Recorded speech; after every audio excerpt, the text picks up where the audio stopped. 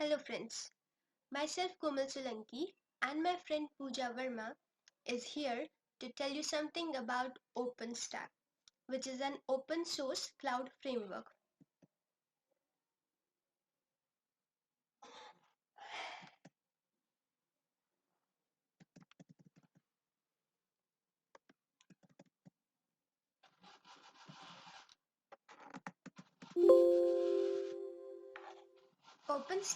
So first of all, what is OpenStack?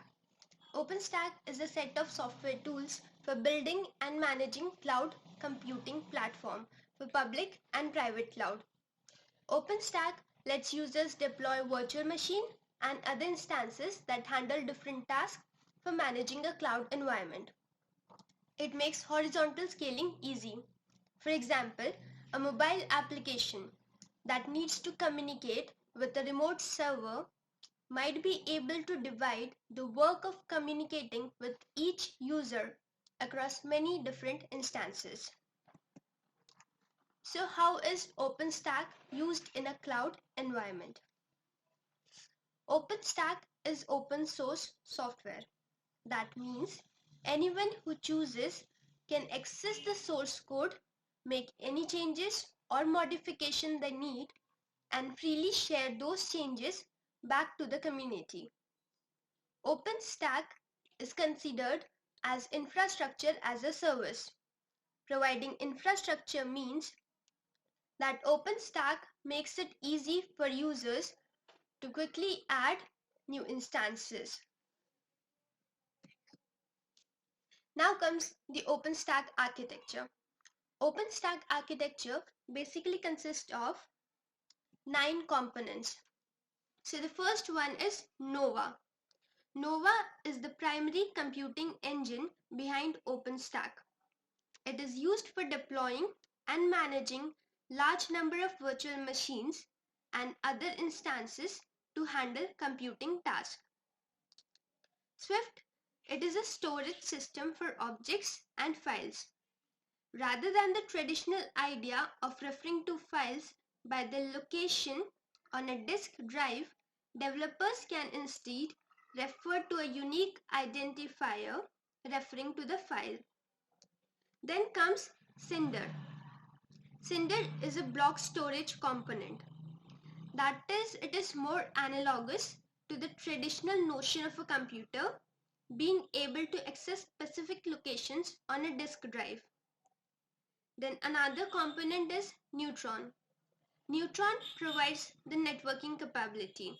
It helps to ensure that each of the components of an OpenStack deployment can communicate with one another. Another component that comes up is Horizon. Horizon is the dashboard behind OpenStack. It is the only graphical interface to OpenStack. So if you are wanting to give OpenStack a try, this might be the first component that you actually see. The next component is Keystone. Keystone provides identity services for OpenStack. It is essentially a central list of all the users of the OpenStack. They are mapped against all of the services provided by the cloud and also the permissions that they have and they can access. Then another component is Glance. Glance provides image services to OpenStack. Here images are referring to the virtual copies or the images of hard disk. Then come Ceilometer. Ceilometer provides telemetry services. Telemetry services are those services that allow the cloud to provide billing services to individual users of the cloud. The last one is the Heat. Heat is the orchestration component of OpenStack. It allows developers to store the requirements of a cloud application in a file that defines what resources are necessary for that application. So this way, the user is able to manage the infrastructure needed for a cloud service to run.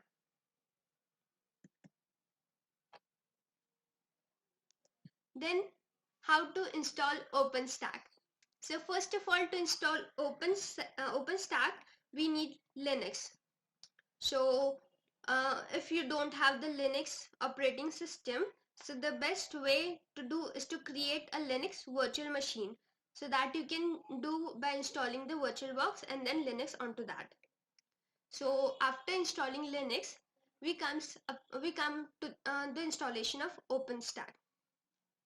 So to install OpenStack, Red Hat has developed its own version of OpenStack, which is known as RDO. And Red Hat also provides a script called packstack to easily install OpenStack. Now to install OpenStack, execute below commands as root user or the privileged user, like in privileged mode. And if you are logged in as a regular user, then you should use the sudo command or the su, and then you should enter your password to access the root mode. Then disable the network manager and enable the network. So to do that, you have to execute the following commands. That is service network manager stop, then check config network manager off, and service network start. So this is, first of all, we are disabling the service, then we are ensuring that next reboot of the system takes place, and in the third command we ensure that network service is up and is running, and in the last command, during reboot network service starts, we are just checking the configuration. Then another step is update the yum repository in your system. So that is using this command, that yum update -y. Then the next step is install OpenStack kilo RDM RPM. That is the repository you have to install. So you have to use this command, and this will install the OpenStack RDO related repositories in your virtual machine. Then the next step is to install OpenStack packstack. Packstack, as we have already studied about it, that it is a script that is provided by the Red Hat to install the OpenStack. So we can install the packstack using the command yum install -y OpenStack packstack. This will install the packstack scripts in your virtual machine. Then the next step is to install all OpenStack components in single box.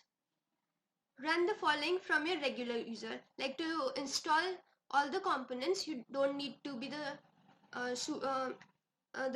you don't have to be in root mode or in the privileged mode. You can do it in the regular user itself.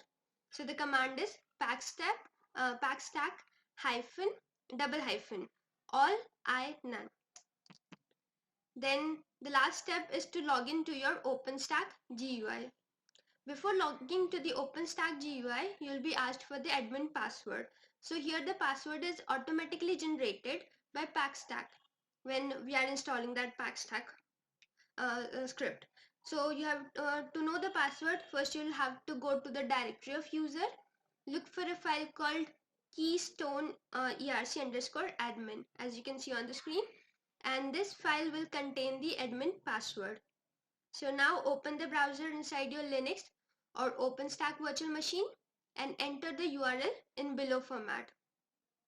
Like, your virtual machine IP is the password IP address that you will get, that where you are running your virtual machine. Then this will launch the login page. You have to enter the username as admin and the password that you have retrieved from the keystone erc_admin file. And this way, now your OpenStack setup is up and it will run. So thank you.